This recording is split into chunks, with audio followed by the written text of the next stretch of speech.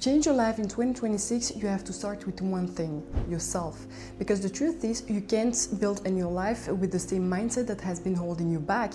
And you definitely cannot grow if you keep running from yourself. So if you're ready to stop repeating the same patterns, if you're tired of feeling stuck, lost or disconnected, then this might be the wake-up call you've been waiting for. In this video, we're going to talk about the 4 things that will actually help you change your life this year. And by the end of the video, you'll understand why real transformation starts from within and how you can finally stop getting in your own way. So let's start with the big one, self-sabotage, because it's probably what's keeping you stuck the most. Self-sabotage is actually knowing what's not working in your life and still choosing to avoid it anyway. It happens when you fill the gap with things that feel comfortable or familiar just so you don't have to face the discomfort of change. And if you think self-sabotage is doing something considered as bad, that's not necessarily the case, because it can also look like staying busy, constantly seeking distractions, or clinging to old habits just because your brain is trying to protect you from the pain from facing old wounds. And I'm telling you this because I learned the hard way myself. Back in 2021, I was juggling a full-time job, a photo business, a photo studio, all at the same time.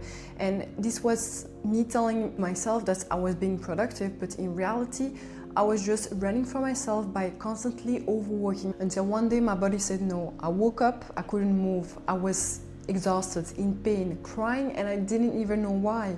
That was my burnout. My body was forcing me to stop because I didn't have the courage to. And that's the thing about self-sabotage. If you keep doing it, it slowly poisons your life until you can't keep going anymore. So in order to stop self-sabotaging, you need to start noticing your avoidance patterns. You need to make time to sit with yourself and ask yourself, what am I running from? Because change begins when you stop fearing your true self, and you definitely don't need to fix everything overnight. Just start by being honest with yourself about one specific thing. The second point is self-awareness. Self-awareness is being able to sit with yourself and truly observe your patterns to be able to change the ones that no longer serve you. And if you don't embrace self-awareness, this means that you choose to live reactively instead of reflectively, where you can actually start taking responsibility of your own life. This means that one will keep you stuck while the other will help you become a better version of yourself. Personally, I became self-aware when I finally realized that I wasn't as aware as I thought, because I was constantly living in my own head, and I really started becoming more self-aware when I really was looking at myself from that third person's perspective. And it's really not something easy to do, detaching yourself like that, but it's so necessary if you really want to become the better person you truly want to be. To become more self-aware, you need to start asking yourself better questions. And to do that, you need to make time for yourself during the week, no phone, no distractions, and answer these questions. What part of this do I own? What could I have done differently?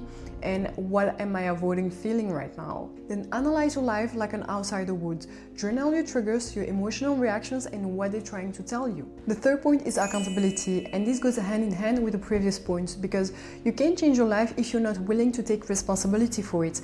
And accountability plays a huge role in that. And if you're resisting accountability, it's probably because you're confusing it with blame. But it's not about that. It's about realizing that you're in control of your own life and you're the only person who can actually change your life. When you avoid accountability, you stay in victim mode and you give your power away. But when you practice it, you stop waiting to be saved and you actually save yourself. For me, it showed up in my relationship. When my now husband told me early in our relationship that I wasn't meeting his emotional needs because I wasn't communicative enough, it hurts because I thought I was genuinely doing everything right. But instead of shutting down, I actually listened. I asked him what he needed and what I could do differently. And then I worked on it, which is the most important part. Because the goal is not to make empty promises and not act on it. The goal is to live in peace. So you actually need to implement what you learn, which is very important and what most people forget. And this of course works both ways in our relationship, but for me personally, it taught me something very important, which is you can't improve something you're not ready to acknowledge. If you want to embrace accountability, I want you to stop, pause, and start by asking yourself, how can I do better and how can I respond differently? It will feel uncomfortable at first, but that's what growth is supposed to feel like. And if you want 2026 to finally be the year you become your better self, I want you to start asking yourself, where are still pointing fingers instead of looking inwards? The fourth and final point are limiting beliefs. They make you believe that you're not ready yet, that you'll fail, that you're not good enough, and that you should wait a little longer until you're more confident. But these limiting beliefs only have power if you keep agreeing with them. Your beliefs shape everything, what you try, what you accept, and what you think you deserve. But if you never challenge them, you live a life full of regrets. And when you keep repeating something over and over again, your brain starts to look for proof that it's true. And that's how "I'm not good enough" turns into a self-fulfilling prophecy.